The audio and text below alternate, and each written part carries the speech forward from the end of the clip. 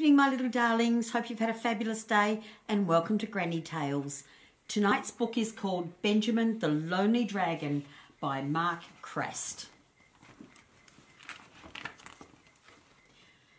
Once there lived a sad little dragon named Benjamin. He was sad because he didn't have any friends. None of the other dragons in the small village would play with him. You see, Benjamin had a problem. He was afraid of fire. Imagine that. A dragon afraid of fire. Whenever another dragon breathed fire, Benjamin would run home and hide under his bed. He tried to be brave, but the harder he tried, the worse it became. The other dragons thought Benjamin was very cowardly. They laughed at him and scared him with their fire. His father sometimes lost patience and scolded him, while his mother would look at him sadly and shake her head. Poor Benjamin was so lonely. He didn't have a friend in the world. He felt he was a disappointment to his family and was so ashamed. What use is a dragon who's afraid of fire, he would ask himself. Perhaps it would be better if I went away. So one night, towards the end of autumn, Benjamin packed his toothbrush, the scarf his mother had knitted for him, and a large box of chocolate-coated honeycomb which he had received for Christmas. That should keep me going for a while, he thought. Then with tears in his eyes, he sat down and wrote a note. Dear Father and Mother, I have decided not to cause you any more trouble. I am going away for a little while. Please don't worry about me. Your loving son, Benjamin. Then he crept quietly into the cold autumn night. The next day, Benjamin had left his small village far behind. Over hills and through valleys he trudged, but he noticed little of the countryside. His poor head hung low as he thought how sad he felt. Week after week he travelled on. Soon an icy chill began to fill the air. It's going to be a cold winter, thought Benjamin as he unpacked his scarf.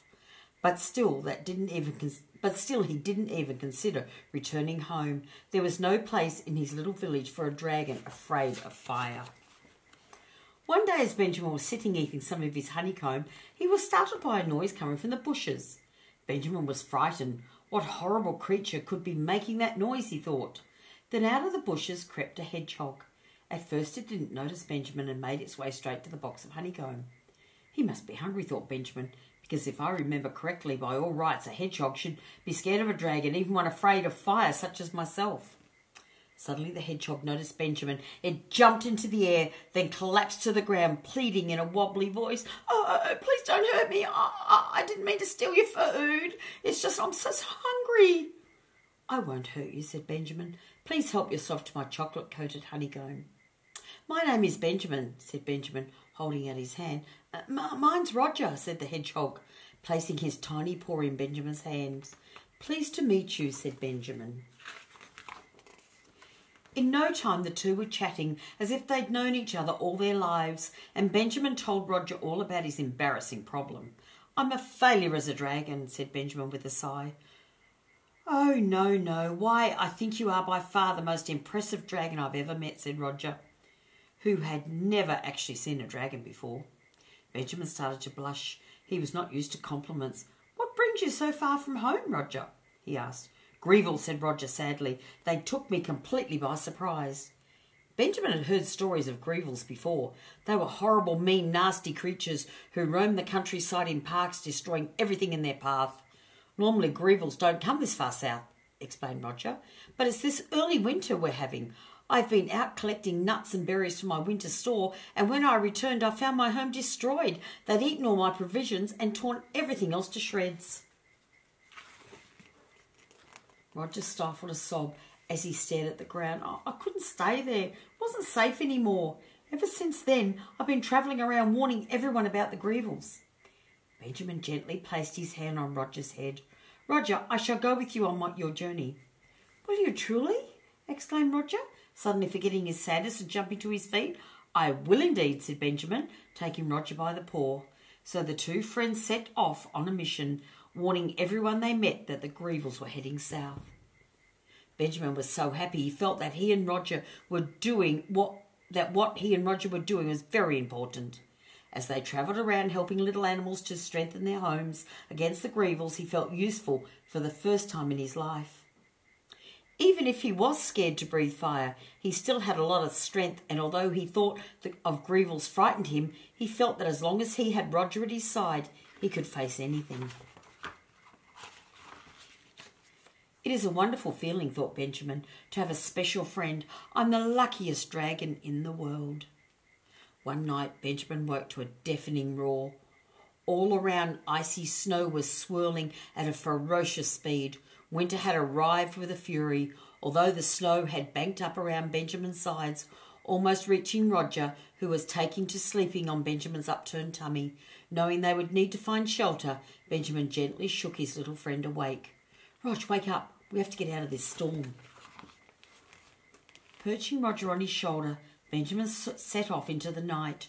The snow was almost blinding. He could hardly see the ground in front of him, and the icy wind blew so hard that walking was nearly impossible. In a short time he was exhausted. Roger tried to offer encouragement, but his words were blown away, and very soon they struggled on in silence. Finally Benjamin could dimly make out a cave that looked like it might offer a little shelter from the wind. With the last of his strength he reached it and collapsed to the ground. It's no use, Rog, he breathed heavily. I can't go on. This'll have to do for tonight. There was no answer. Rog, said Benjamin, suddenly alarmed and looking around. Roger was nowhere in sight. Roger, called Benjamin as he scrambled to the cave entrance. For just a moment Benjamin thought he heard Roger's voice faintly calling his name. Roger, called Benjamin even louder, but there was no reply. Benjamin headed in the direction of the voice. The storm was getting worse, and now Benjamin could see nothing but snow.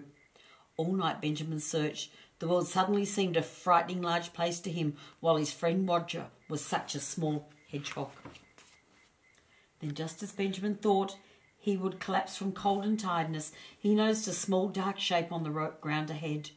Peering through the snow, he saw that it was indeed Roger, but his relief soon turned to despair. His little friend was covered in ice and snow and had turned blue with the cold. Roger, cried Benjamin, answer me! But there was no reply. Roger just lay there frozen. Oh, what shall I do? He will surely die if I don't warm him. Oh dear, I wish I'd never left home, whispered Benjamin to himself as he carried his tiny friend back to the cave. Suddenly he seemed to hear a voice from deep within him. Benjamin, you are a dragon. What do dragons do that no other creature can do? What do dragons do best? Breathe fire, thought Benjamin. They breathe fire. Benjamin knew that he must try, otherwise his only true friend would die. Placing Roger carefully out of harm's way, Benjamin took a few steps backwards. Summoning up all his courage, he took a deep breath and then slowly exhaled. 2 thin wisps of smoke wafted up from his nose, while his tummy suddenly felt warm. A steam of fire flew out of his nostrils. In a moment, all the ice and snow around him had melted. Soon Benjamin had a healthy fire burning. Placing Roger on his warm tummy, Benjamin sat close to the fire and watched as the ice melted away from his friend. Roger slowly opened his eyes. Ben, said Roger, where were you? I lost my grip. The wind was so strong, I was so scared and so cold. Suddenly Roger noticed the fire. But Ben, how? What do you mean, you? Benjamin nodded shyly. You made this fire to save me? But weren't you afraid? I don't know, said Benjamin, I suppose. I didn't have enough time to be scared. Roger looked up at Benjamin with admiration. Ben, you are truly the best friend a hedgehog could ever hope to have. And they fell asleep in front of the fire.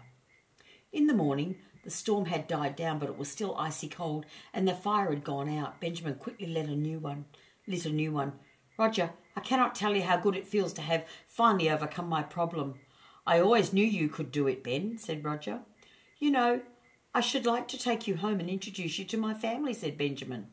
I should like that very much, said Roger. So the two set off on the long journey back to Benjamin's village. The whole countryside was covered in snow, and they met many creatures who were in need of warming up. Benjamin was happy to help, for he had totally lost his fear of fire.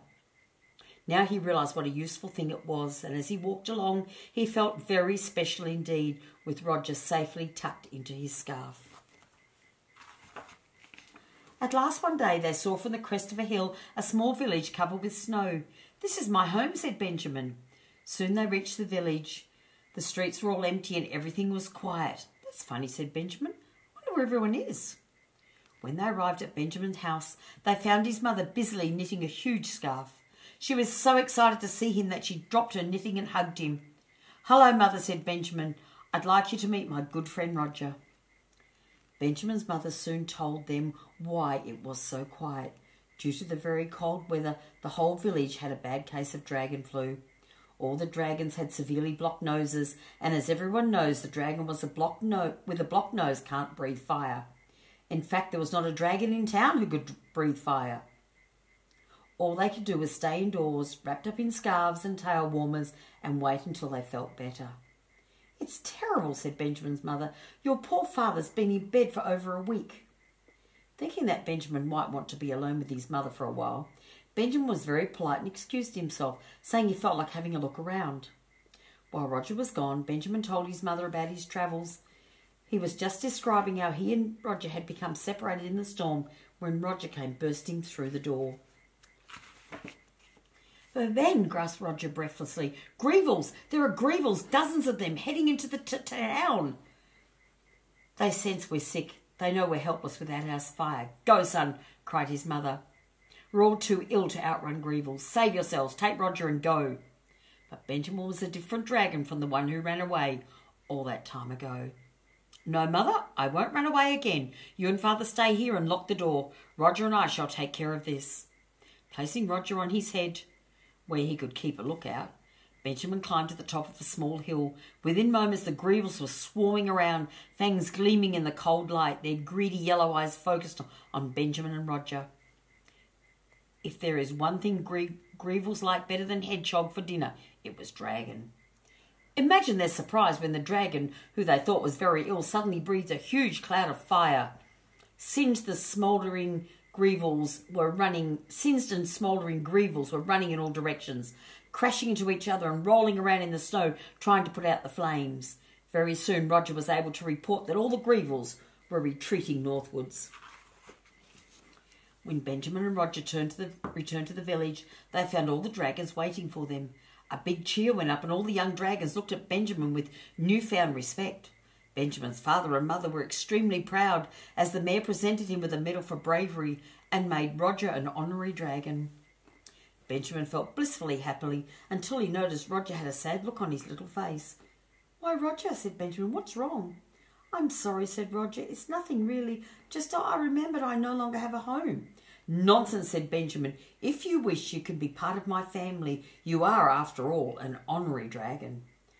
"Oh, Ben," said Roger, "now I know you are by far the most impressive dragon I've ever met." As the weeks passed, the sun came out and the snow vanished. All the dragons were soon back on their feet, their noses unblocked, all happily breathing fire.